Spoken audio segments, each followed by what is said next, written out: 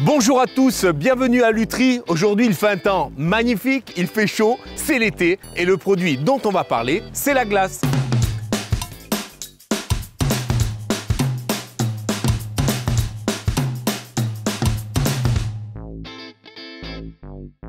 Peut-être inventé en Chine il y a fort longtemps, à partir de miel, de fruits et de neige, le principe de servir des mets glacés était connu depuis l'Antiquité, par les Perses, les Grecs et les Romains. La neige était acheminée par bateau depuis l'Etna ou le Vésuve. Au IXe siècle, les califes de Bagdad dégustaient des charabs, sorte de mets glacés réalisés grâce à la neige du mont Liban, qui desservait aussi Beyrouth, Le Caire et même Damas.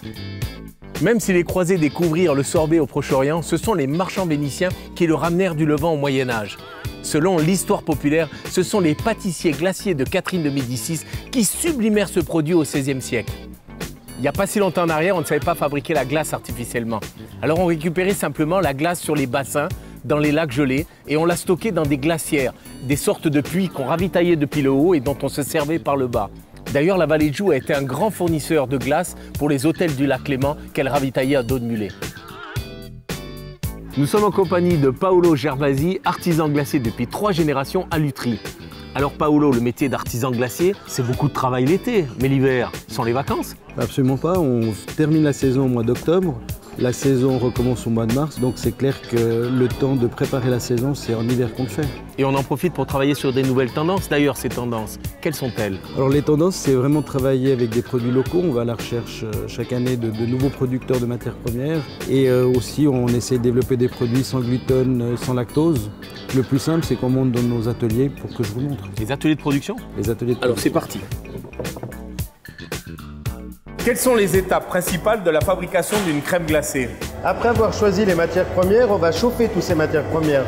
Le beurre, le sucre, le lait, l'aromatisation, on va rajouter des gousses de vanille si on veut faire une glace à la vanille par exemple. Ensuite on va la maturer, c'est-à-dire qu'on va laisser le produit prendre de la consistance et ensuite on va turbiner la glace. Turbiner, c'est-à-dire glacer le produit. Exactement, faire passer le produit à des températures négatives pour que le liquide devienne solide.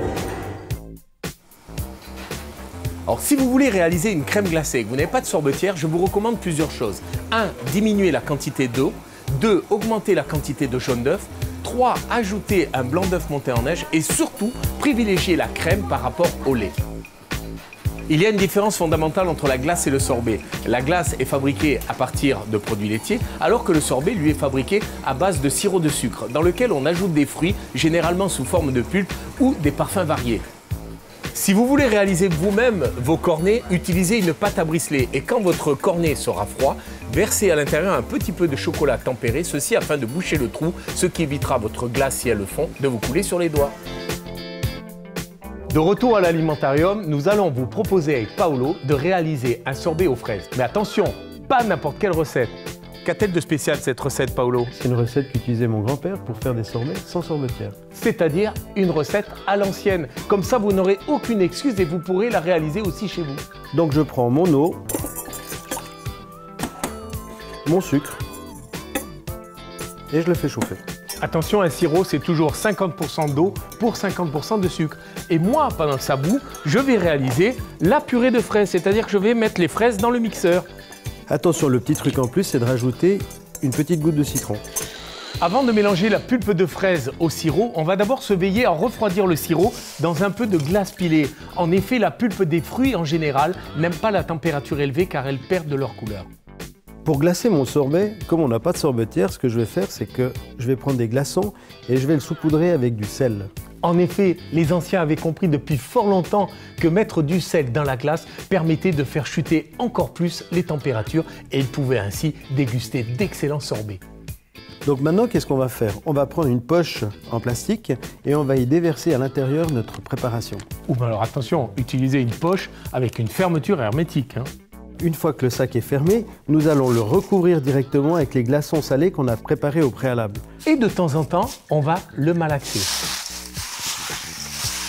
Et on va attendre que cette masse commence à cristalliser, le sorbet commence à apparaître. Pour le dressage, je vais prendre ma poche, je vais l'inciser et je vais utiliser mon sachet comme une poche. Et pour le dressage, lâchez-vous, faites-vous plaisir. Tenez, dressez par exemple une fraise coupée en éventail, dressez ça de manière régulière sur votre assiette, mettez ici un peu de verre, bah tiens pourquoi pas, des feuilles de fraise. Vous trouverez la recette complète de cette préparation sur le site de l'Alimentarium et venez nous retrouver lors de nos ateliers culinaires.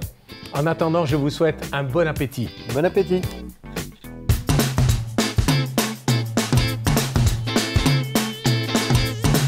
En fait, vous m'avez mis là parce qu'à force de manger des glaces, je vais arriver à 500 kilos, c'est ça?